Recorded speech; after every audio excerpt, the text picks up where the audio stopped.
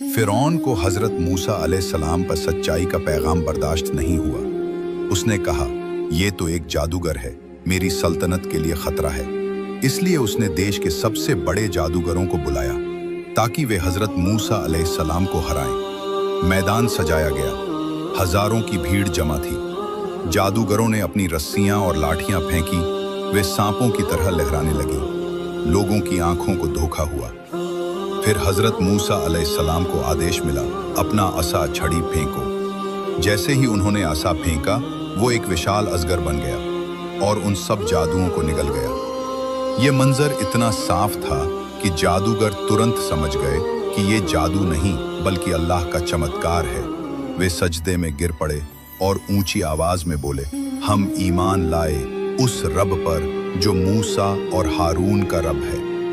फिरौन गुस्से से पागल हो गया और धमकी दी, मैं तुम्हारे हाथ और पांव उल्टी दिशाओं से काट दूंगा और तुम्हें सूली पर चढ़ा दूंगा।